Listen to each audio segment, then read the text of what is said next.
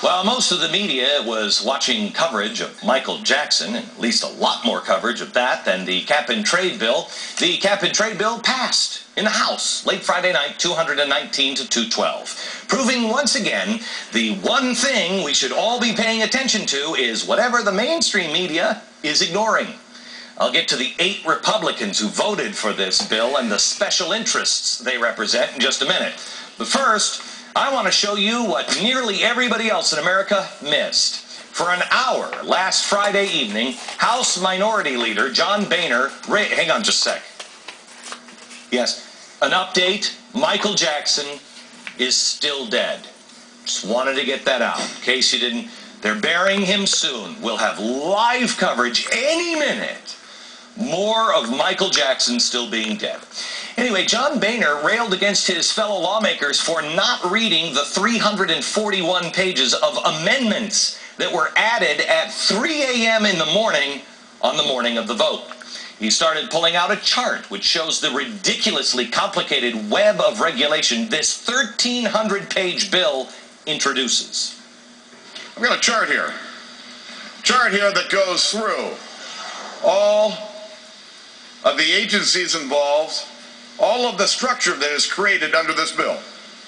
It's all being done, of course, in the middle by the Environmental Protection Agency.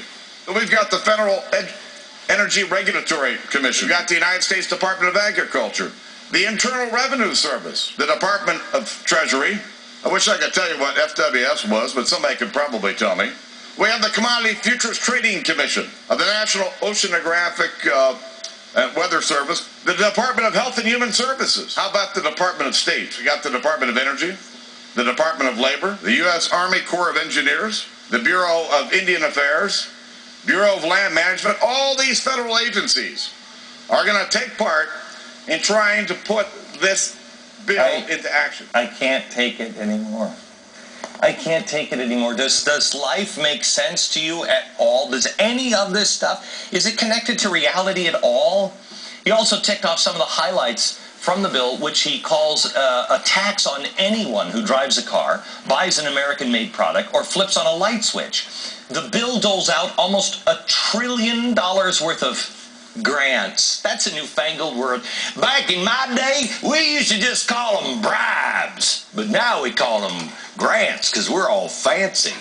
The government is acting like a middleman between citizens and businesses. Here are just a few of the examples. On page 45, try this out for size. All of California's housing standards, California, you know, the one that's on fire all the time, that one. All of those standards must be imposed on every American community.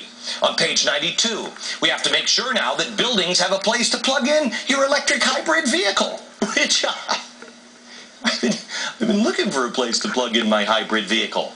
On page 112, additional credit for Fannie Mae and Freddie Mac housing goals for energy-efficient and location-efficient mortgages. There are even establishment of something called green banking centers.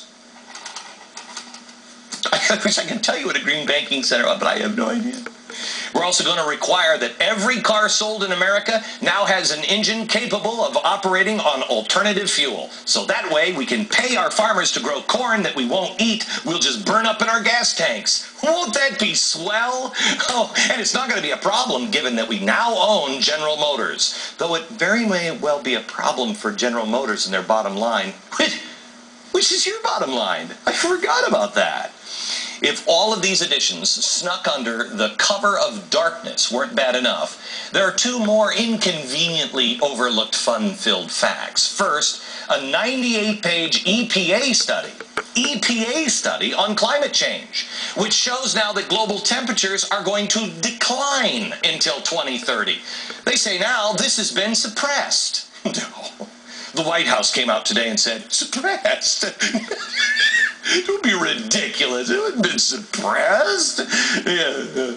It's just like Ben Bernanke. He never threatened the Bank of America into buying Merrill Lynch. That didn't happen. Or Chrysler, their bondholders, they really wanted that deal with Fiat. And of course, Rick Wagner, he really wanted to step down from General Motors. And Barack Obama, he had no desire to to take over the automotive industry. None whatsoever. The second thing that comes to mind is maybe we could have learned our lesson by looking at the countries that we're trying now to emulate as they're running in the other direction. Take Germany. Everybody says, oh, that Germans, yeah, they have strudel and beer and cap and trade. It's working over there. Really, has it? Germany has been able to cut emissions by 18.4% below 1990 levels. Woohoo! That's meeting the benchmark used by the Kyoto Protocol and in Europe. Except a pesky little inconvenient fact. The Washington Post says that half of the decrease was due to sagging industrial output in the former East Germany. Wait a minute, wasn't that socialist? How's that working out? After reunification. The downside, you're going to love this, German homeowners pay 25% more now for electricity than they did before they had the cap and trade thing, even though they're utility companies earning record profits. When your personal liberty and our national sovereignty is being stole out from underneath our noses, it kind of pays for everybody to be just a little extra vigilant. Things in this country are happening and changing at light speed. You have to ask yourself, why? Why is this happening? And who stands to benefit from cap and trade? Why do we need to do it right now at the bottom of our economy? What does a green banking center even mean? And what does it have to do with cooling the earth that apparently is getting cooler until 2030? And most importantly, is there still a chance to stop the insanity in our Senate? Or will the politicians there just simply wait for the next celebrity death before once again convening in the middle of the night to sell America out to the highest bidder? Before we go to Steve Malloy, just an update, Michael Jackson is still dead. We have an interview with one of the family members coming up some point in the future, and we'll get to that as soon as we can. But first, let's go to Steve Malloy. He's the author of Green Hell. Steve. Hey, Glenn. All I can think of is nobody is noticing that this is a massive power grab by the federal government. Yeah, I'm completely amazed. I mean, even conservative media has really dropped the ball in favor of Michael Jackson coverage. This is the most significant piece of legislation that will happen in our lifetimes. This completely rewrites the American dream, the American standard of living, is all bad for most of America. And unless people wake up and stop this in the Senate, we are all going to be in for a world of hurt. Okay, let's just go through some of this. Right now, we're having a housing crisis. America, just think this one through. And this is why you have to ask yourself, why is this happening? We're in the middle of a housing crisis. Everybody is saying, oh my gosh, what are we going to do? We got to sell these houses. We got to get mortgages moving. We got to get everybody buying and selling again. And yet, in this bill, correct me if I'm wrong, Steve, you now, before you have to sell your house or can sell your house, you need to have a federal agency come in and inspect it to make sure it's energy efficient enough. And if it's not, you need to put the money in it before you can sell it. Right. They're going to come in your home. They're going to look at your windows, your doors, your appliances, your hot water heater, your insulation, and give you a rating. And based on that rating, we're going to find out how hard it is to sell homes.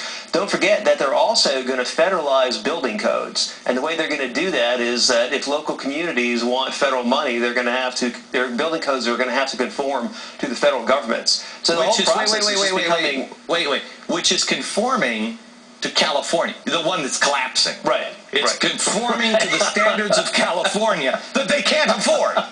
I mean, I swear to you, Steve, I don't think I could design, if I were an enemy of our country, I don't think I could design a better way to collapse this country than what we've done in the last 6 months. Really, the last 8. I got to jump on the George Bush bandwagon as well. The last 8, well, no, what the hell? The last 4 years. It started a long time ago, but the last 8 months have been insane. Oh yeah, there's no question about that. And I think it's all part of the plan. I mean, they have just shoved so much on Republican lawmakers that they just can't digest it all. And this last insult that you brought up, how this 300-page amendment was dropped on Republicans at 3 a.m. in the morning, Joe Barton was on the floor during the debate trying to get a copy, and the Democrats wouldn't give him one. And so in the end, everyone voted on something they hadn't seen. Well, tell me about water rationing that's in this bill. Right, well, the federal government is... You're laughing. Is it because you just, otherwise you hate yourself? I'll look bad crying, I guess. Yeah, the federal government is going to incentivize manufacturers of water-saving devices so that